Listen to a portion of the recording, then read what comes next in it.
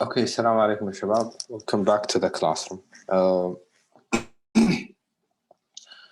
Today, we are going to continue the discussion on fatigue, particularly, Akhwan, the endurance limit.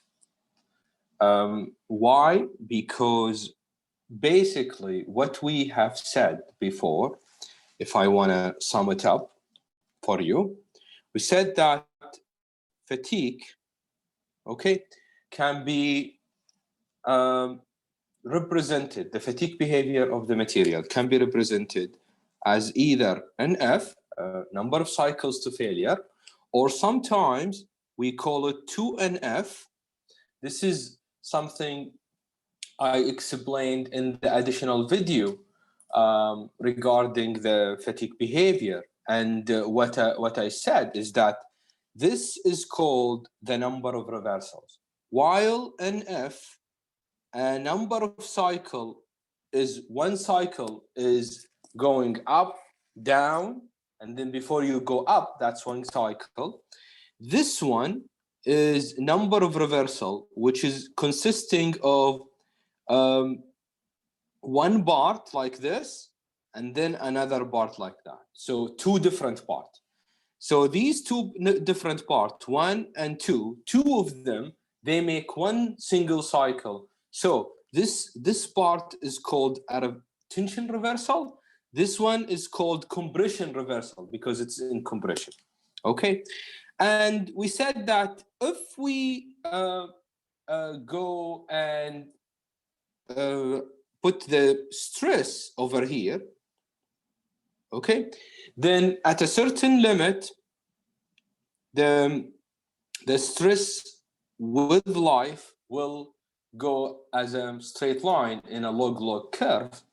And we said that this goes in general to NE, which is how much? 1 million cycles, I mean. And then we said that in here, we have a life of about 1,000. This is generally what happened to steel. And we said that in here, if you go to this line where this is 10 to the power 0, one cycle, there is a little slope, and this one is estimated to be the ultimate strength, or SUT, or if we want to use a fatigue property, it is sigma F prime. And because this little difference is not too much, we said that there is a fraction factor F multiplied by SUT, or sometimes we say that it is F multiplied by sigma F prime. Now, this fraction will determine how much less you will be, the stress will be a little bit less. After that, you will have the relation in here, which is represented by a general equation, sigma equals to A n to the power B. This is valid between 1,000 and 1,000,000. After that, we assume that we are in the endurance limit. Now, the endurance limit, we said that it is the stress below which there will be no failure, theoretically. That's what we said. Now, the thing that I may not have told you, which was due to the time, is the one big question. Do all materials in the world behave the same way? At least, do they all have endurance limit? Do they all have a point below which failure will never happen? Do they? What do you think? Anyone would like to answer?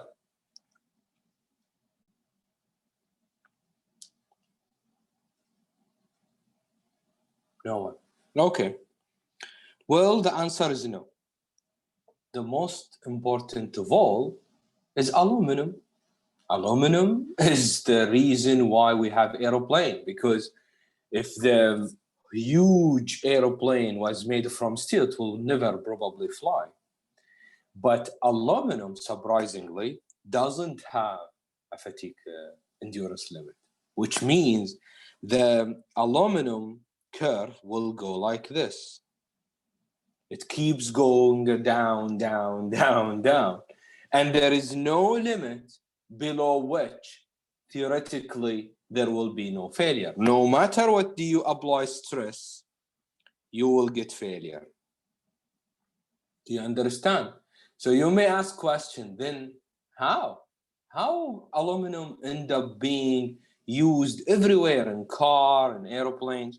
Well, we use fatigue limit. We predict the life and we run the test until we reach the point where we think if the machine reached to that number of cycles, we are fine. Do you understand? So it's a different design strategy, so we're not going to discuss it. But in general, non-ferrous material, the material that doesn't have iron with them, still have it. In general, they tend not to have endurance limit. We told you how to model this curve. The A, the B, we told you that A equals to F SUT squared divided by SE. We told you that B is equal to -1/3 the log of F SUT divided by SE, and so on. This is what we did right there.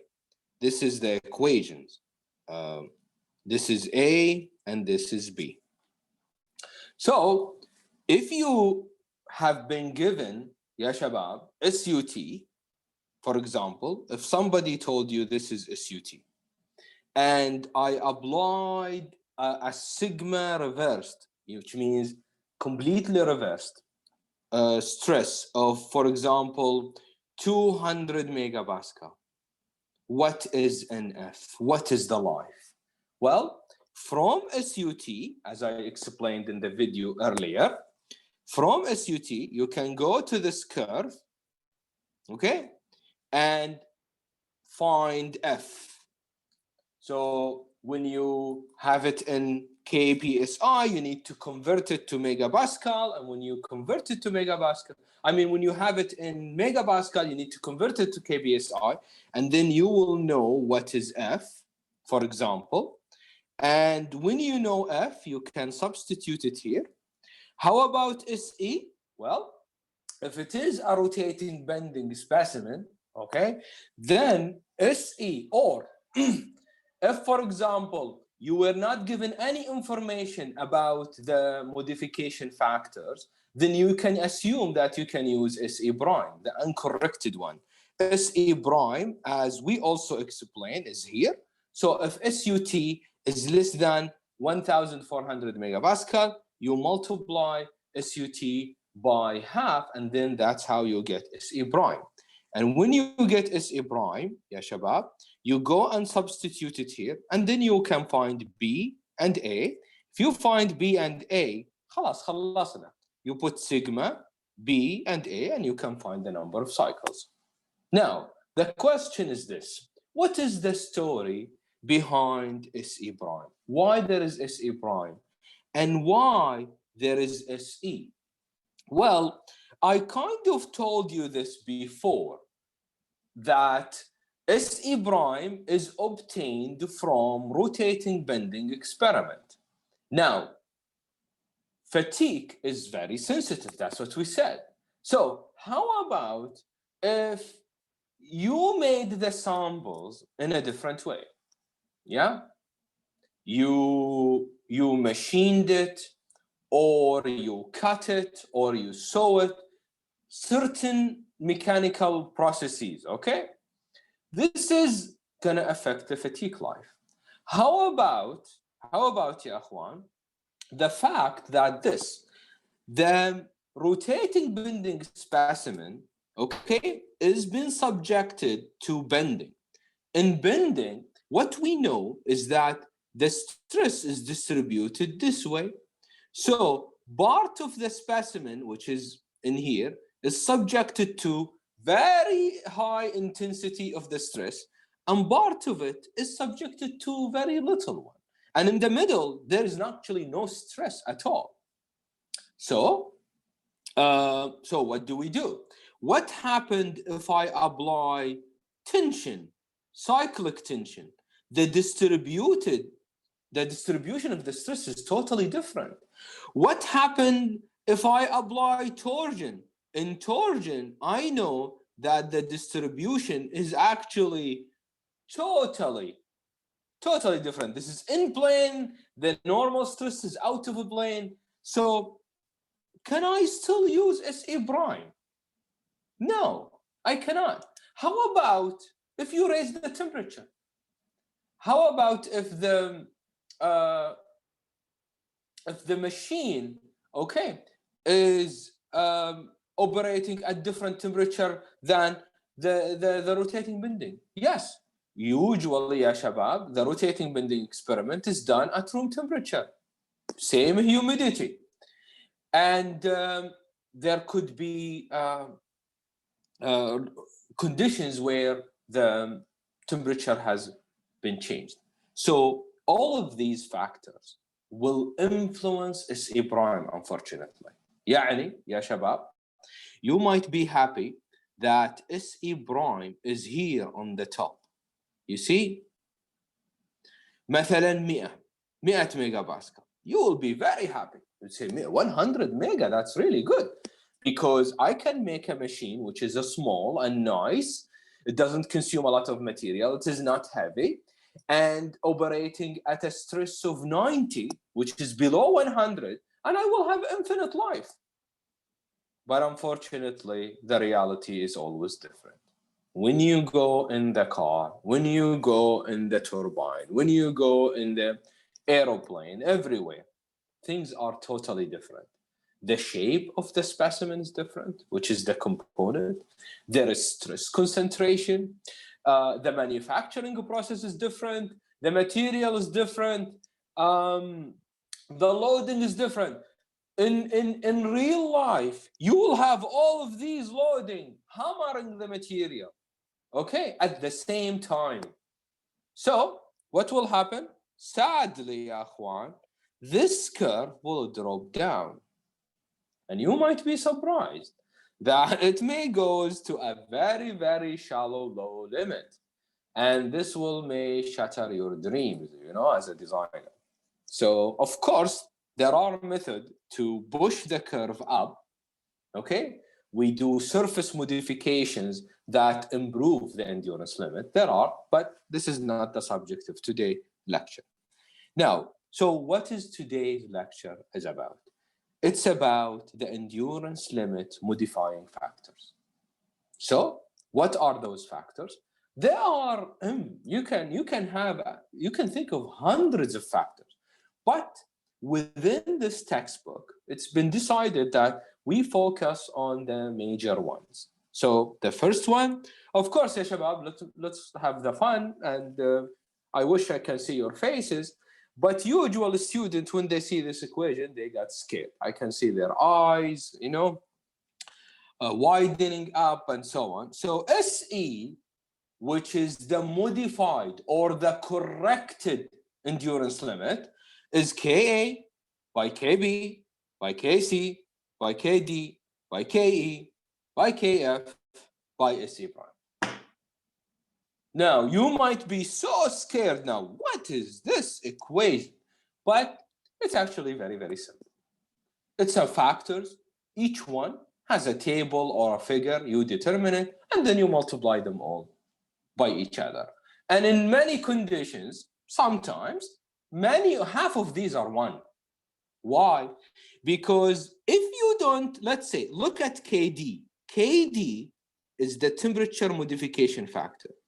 Now, what happened if you are running a test or running a machine at the same temperature as room temperature? What should you put for Kd? You put 1. You can't put it 0. If you put it 0, the entire equation will go to 0. So if you have something, one of these factors that does not apply to your condition, then you just make it 1. So what are these factors? Ka is the surface condition modification factor, Kb is the size modification factor, Kc is the load modification factor, Kd is the temperature modification factor, Ke is the reliability factor, and Kf is the miscellaneous effect modification factor.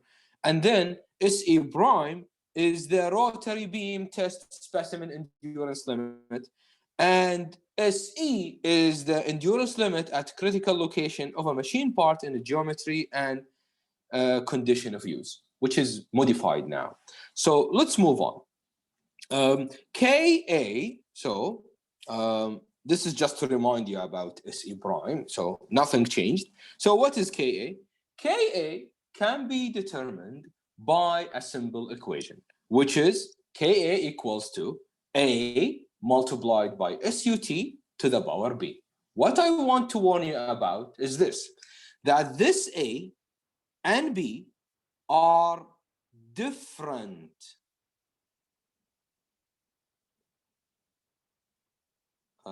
than sigma equals to A n to the power B. They are not the same.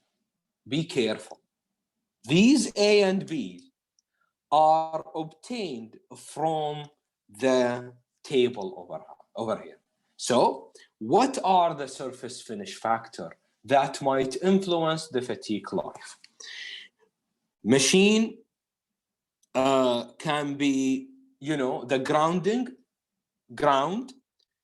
if the sample made from a ground steel, if the sample is made from machined or cold drawn, if the sample is made from hot rolled, or if the sample is made from as forging process, hot roll process, cold drawn process, or machining, you machined it, or it is a ground. So what happened? What are the consequences? يعني احنا جينا وقلنا لكم مثلا على سبيل المثال, if the material is 1050 hot roll, what does that mean? Hot roll, this HR means that you should go here, okay?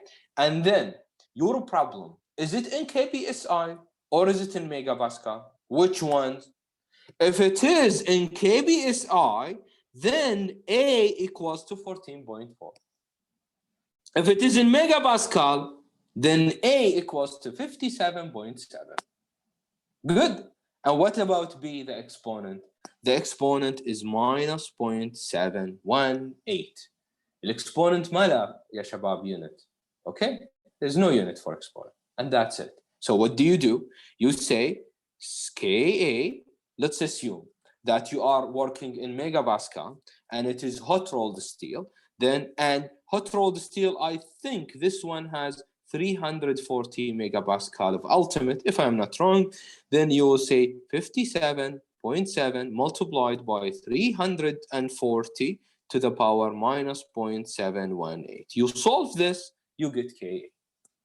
Ka will be something between near 1 or near 0, in between, depending on the way you machined or you prepared the steel. Good, ya akhwan, any question? All right. What is the next one? The first one was easy. And basically, what are you going to do in your final exam, in your homework, in your project? Just have these tables and equations ready, because you will just keep picking one by one. The size factor, ya shabab, is coming due to the fact that the specimen, okay, is the endurance limit is obtained from rotating bending specimen. And as I told you, in the rotating bending specimen, the significant part of the stress is applied only in a little part of the material. The rest, the stress is sharply dropped and then the percentage of high stress is applied only on a very little material. And there is a difference when you have the stress, all of it uniformly distributed around the sample. So what happened is this: the size factor can be calculated, okay? You see here, I'm reading from the slide. The size factor for a rotating round bar under bending or torsion, okay, is expressed as, all right? So the size factor will come in effect if you have bending or torsion. If you have an axial load, the distribution of the stress on the entire material is exactly the same, because every single point will have the same value of the stress. And for that reason, there is no effect on the size. ليه؟ لأنك أنت شو تقول؟ تقول okay, what if I change the size of the sample and make it smaller? The distribution of the torsion or the bending on the sample as its size changes will change, and that's why there is an effect of the size. While if you have a uniform tension, then nothing will change. Whether the sample is small or big, the stress is always going to be uniformly distributed across the cross-section. So for axial loading, KB is equals to 1. For bending or torsion, okay, the size factor is this. We have two set of equations. The first one is for inches, and the second one are for millimeter. The first one, let's go to the inches. If you have the diameter of the specimen between 2 inches and 0.11, then the equation is this. You should have that diameter, you divide it by 0.3, and then you raise it to the power minus 0.107. Okay, which is simplified to 0.879 d to the power minus 0.107.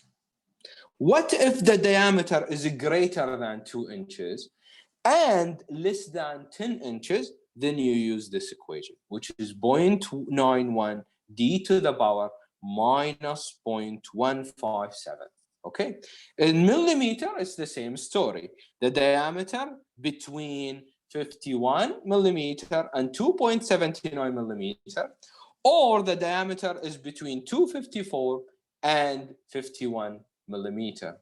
Okay, so what happened here? Then you will have the two equations given as this. Now the question is, ya akhwan, this is if we have a diameter. So, well, what are the chances that we have no diameter? When ya shabab, we don't have a diameter? Anyone?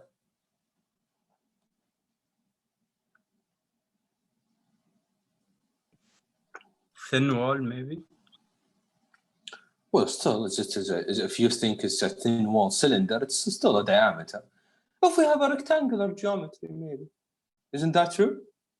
If we have, I mean, you can have a rectangular. The famous example is the swimming pool, this one, that you see it, the wooden stage where the swimmer come, and then they jump, and then it bend like this, right?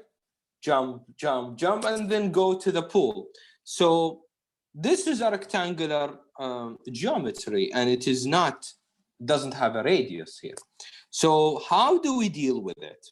Well, this is an explanation on how to quantify this diameter, but in simple, okay, we have two rules. Okay, ya shabab, look at them. Rule number 1.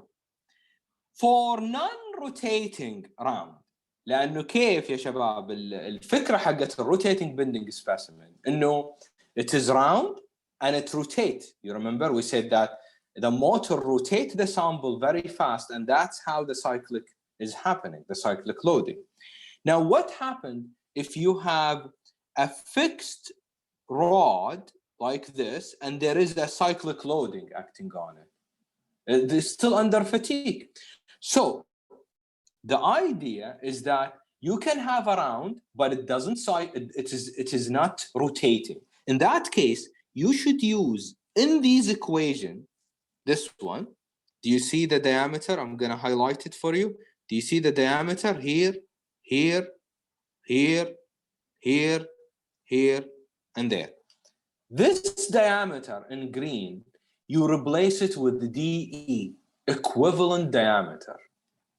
What is the equivalent diameter? Well, for a non-rotating round, DE equals to 0.37D. يعني إذا عندي أنا diameter, but the part is not rotating, I should multiply the diameter by 0.37, and then I will have equivalent diameter, and I apply the equivalent diameter in the equation to find KB. What if I have a rectangular cross-section? Then the equivalent diameter is equal to 0.808 multiplied by the square root of HP, where HP is the width and height of the cross-section for the rectangle. You take this, you plug it in the equation, and you move on. Okay? You can find the size factor. This is an explanation about how we can find the equivalent size factor. So I'm not going to go through it. The next one is the load factor.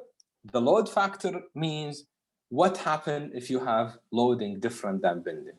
The rotating, remember, always remember that we are obtaining these data with respect to the concept or with respect to an experiment, which is rotating bending, always. So what happened? There is a load factor. This load factor is coming from the fact that you might have either different load or multiple load. So KC is very simple.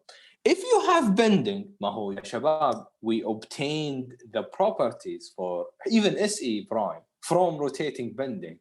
So if you have bending, why did you correct anything? What you got from the experiment applies to you.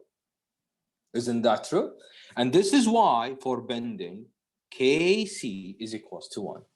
But if you have axial loading, you should multiply the endurance limit by 0.85 for axial loading.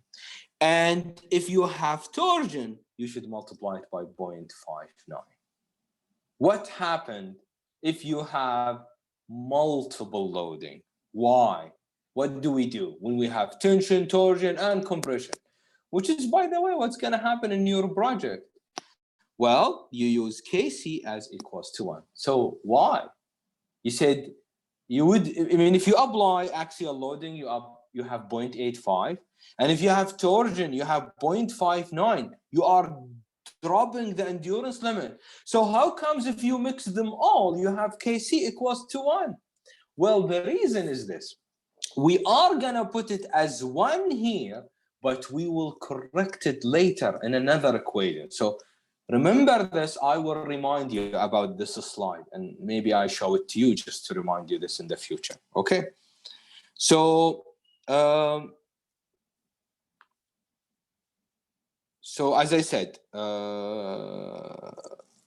we should use KC equals 1 for multiple loading. Now, what about the temperature factor? The temperature, يا شباب, you can do the following. First of all, for the temperature, طبعا معروف يا شباب, انتم تعلمتوا من الماتيريال ساينس ان temperature has a significant effect on the mechanical behavior of the material. The yield strength drop, the ultimate drop. So what you can do, you can, يا شباب, be careful here. You can use 2 methods to deal with the temperature. The first method is to find KD, the temperature modification factor. How do you find it? Well, if you have the temperature given to you, those equations are developed for Fahrenheit. So if the temperature is in between 1000 Fahrenheit and 70, all what you need to do is to put the temperature in the equation, look, to the power 3, to the power 4, and you will get KD, 0.1, 0.2, 0.3, 0.4, depending on the temperature. The other method, okay, is to change the ultimate strength. You understand? So how do you do that? Let me show you. So what you need to do is this. As you see here, this is a table, and you see that this is the temperature, and for each temperature, what do you see? You see that there is a ratio. So this is the temperature in Fahrenheit, this is the temperature with degrees Celsius. And what do you see? You see the ratio over here. This is 1.1, surprisingly started to increase a little bit, but 0.1, 0.025, 0.102, and then 1. And then it become 0.9, and then 0.8, and 0.7, and so on. Now, this ST over SRT is coming from the, what, ya shabab? Is coming from the difference in the ultimate strength. Do you understand? So what you can do, you can say SUT, when you use it inside the equations of the fatigue, the correction factors and the endurance limit, you can use the modify SUT, because why? For example, if a material is like this at 0, at 25 degrees, maybe after 100 degrees, it's dropped like this. So SUT value will change, right? It will drop. So either, ya shabab, you use SUT value, which is the new one due to the temperature, everywhere. Whenever you have SUT, you use the modified SUT. Or the other way, ya shabab, the other way is to use SUT as room temperature, but you apply KD from this equation. You have the two choices. I know you might be confused, but I promise I will bring you an example once we finish this. Now, so the one before the last one is the reliability factor. What is the reliability factor, Shabab? Where do you think this reliability factor came from? Why? What do you think?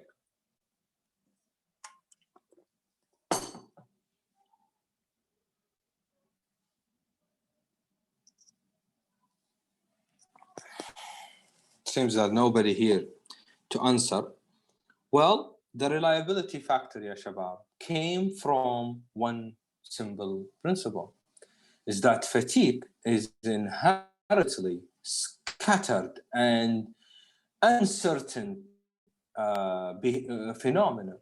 Because if you remember, when we have a discussion about having a scatter, data fall within a scatter band, and then I told you, if you remember, if you want to design something operating at this level of stress, which life would you assume to be the fatigue life? Is it this one or is it this one? طبعا knowing, ya shabab, knowing that this is a log scale, the difference might be 10,000 and maybe 100,000. So that's a huge difference. So what did people do? They came to this scatter, okay? And then they analyze it statistically. And then, okay, what they did, when you do proper statistical analysis, you can give me a scattered, data set, and then I can give you the confidence of my estimations based on the reliability that you require. So what does that mean? It means if you want, لحظة يا شباب, if you want 50% reliability. Do you know what does 50% reliability mean? It means إنه أنت تيجي تقول له شوف, when you apply this stress, you will get either 10,000 or 100,000. But my prediction, إنه أنت, you know, you will get 50,000, 40,000. How reliable are you? Well, 50-50. 50-50. يعني you have a 50% chance that you will, your specimen or your machine will fail, and it may not fail. 50-50. And look what happened. If you say you want to put 50-50% chance, okay, the reliability factor is 1, which means SE prime can stay SE prime. You don't change it. Our notion is that those modification factors are always going to drop SE prime. Why? Because SE prime was obtained from very ideal condition. Reality is not ideal. So what happened يا شباب لما تجي ونحن باللسان نقول 99%, that word 99, that number, how much is it gonna cost you? Look, 99 is gonna cost you nearly 20% of the endurance limit. 20%. ليه؟ لأنك ضرب endurance limit now SE prime must be multiplied by 0.814. 0.8 يعني خلاص you lost 20%.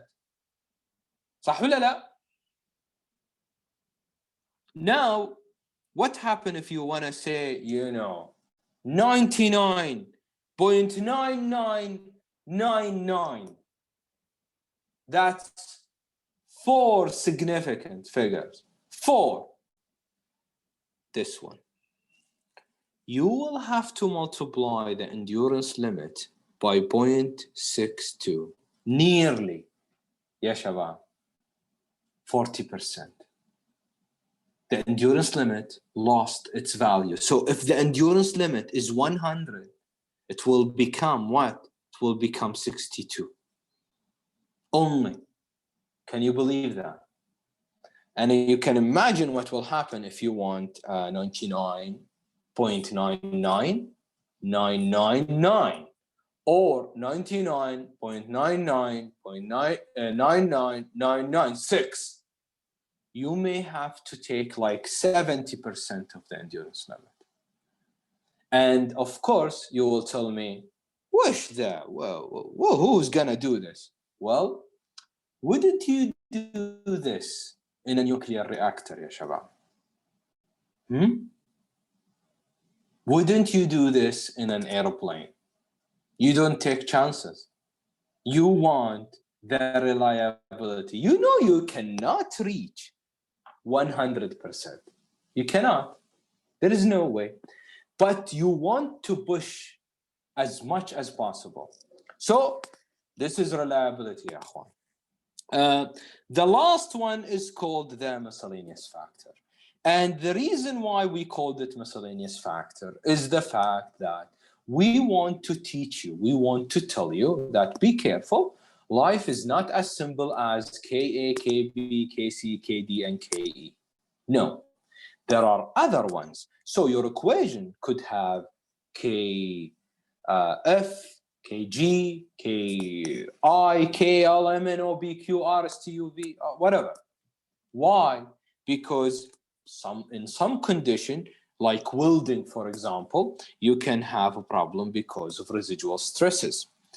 In some prop materials, they have directional behavior. Their behavior in tension is different than in compression, is different than in torsion. You can have corrosion. وما أدراك ما الcorrosion. مصيبة المصايب. Electrolytic plating, metal spraying, cyclic frequency, fruitage corrosion, and so on. I think there is a spelling mistake over here.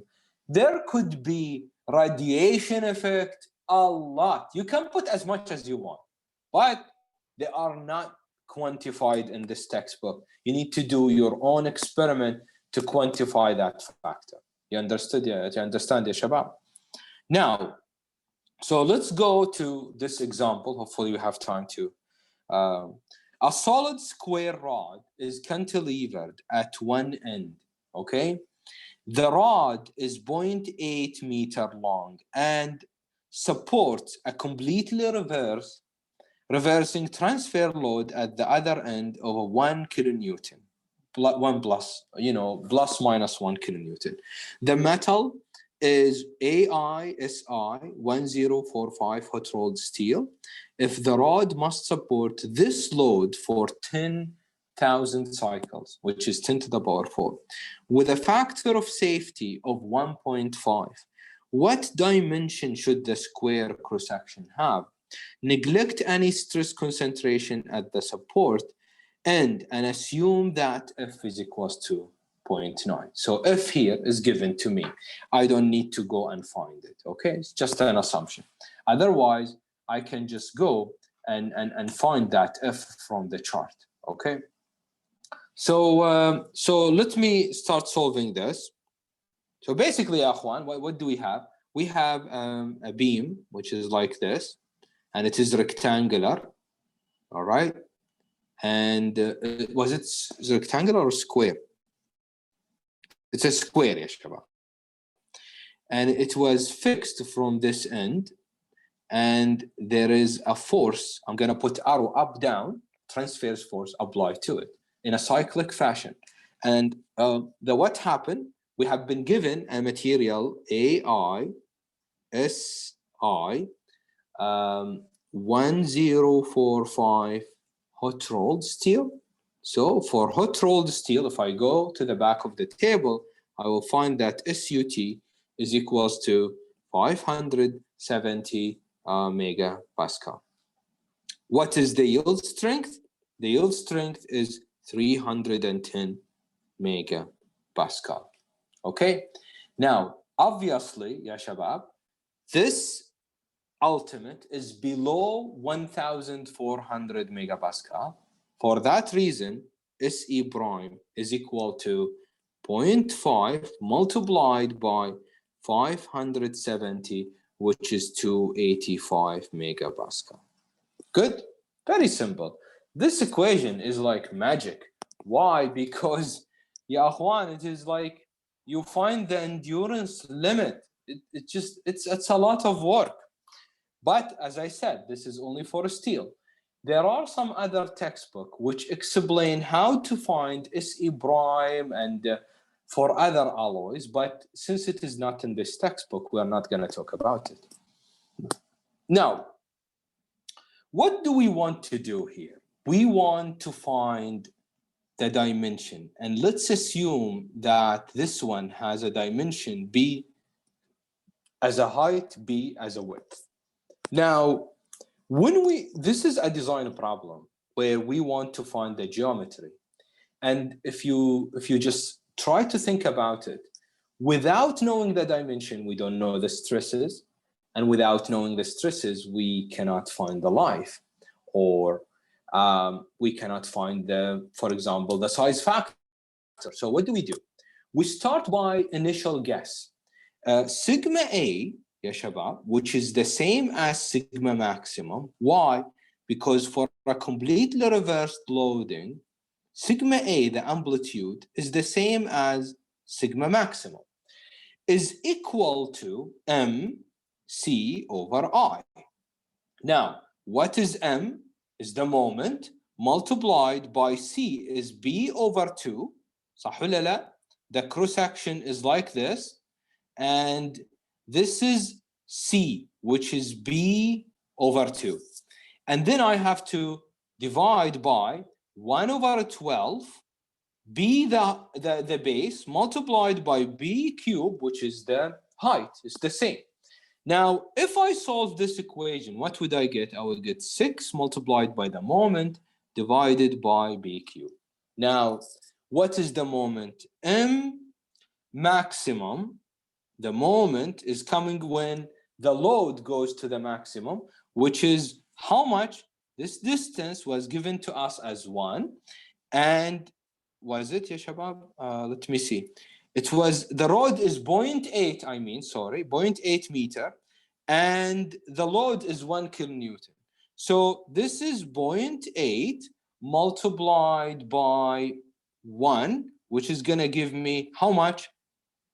0.8 kilonewton, which is equal to 800, kilonewton meter, 800 Newton meter. Okay. Now, what can I do, ya akhwan? I can say that because I can, from yielding, I assume that SY, the yield stress, divided by the factor of safety is equal to what? Equals to the bending stress, which is 6M divided by BQ. This is just an assumption, an initial guess based on yielding, okay? So what I have here, I will have the yield stress was given to me as 310, and I will assume that the factor of safety is 1.5, or it was given to me. Now, so this is the factor of safety. M, I know it, it's 800. So what is B? It's B is the only unknown. So if I solve for B, it will become 28.5 millimeter. Okay. Now, let's go to fatigue. When we have, ya shabab, when we have the dimension, and now what we need to do is to say, what is SE? SE equals to KA, KB, KC, KD, KE, KF multiplied by SE prime. If you recall, SE prime was determined, we know it, that the problem didn't mention anything. We don't have any residual stress, nothing. Usually KF is equals to 1. So this one is equals to 1. The reliability, the problem didn't mention anything about reliability. They did not say, I want a reliability of 9.999, whatever. So I will put this one as 1. Nothing about temperature, so it is 1. This is bending, so it is 1, right? What did I left up with, ya shabab, is KB and KA. Now, we have only 3 minutes. For KA, this is hot rolled steel, and it was given in megapascal. So A from the table is 57.7 multiplied by SUT, which is 570 to the power minus 0.718. And this is going to give you 0.606. Good. Now, what is the size factor? The size factor KB for a rectangular geometry, which is, it is equal to, DE for a rectangular geometry. We have a rectangular geometry. So DE equals to 0.808, the square root of what? HP, which is B by B, which is B squared. So DE will be equals to 0.808 multiplied by B squared under the square root, so you get a B. Now, you know what is B, ya shabab. Sah wala la? We said it is estimated to be 28.5. So you go and then find KB. KB is equal to 0.808B. هذه المعادلة حقت الكي بي يا شباب. We just substituted DE instead of D. Divided by 7.62 to the power minus 0.107, which is going to give you how much? 0.888. Now, if you know this, SE will be equals to 0.606 Ka, 0.888 Kb, multiplied by 0.5, multiplied by the ultimate, which is 570, which is the endurance limit. So how much is the endurance limit? 153.4 megapascal. This is SE. Okay. Now we need to know the number of cycles. We need to know the number of cycles. And to know the number of cycles, we are running out of time. Next class, inshallah, shabab, what are we going to do? We are going to find A, okay, which is equal to F SUT squared divided by SE. And then we will need to find B, which is 1/3, the log of F SUT divided by SE. When we find these, we know the stress, the applied bending stress, and from the equation, which tells us that sigma reverse over A to the power 1/B equals to the N. We do that in the next class, inshallah.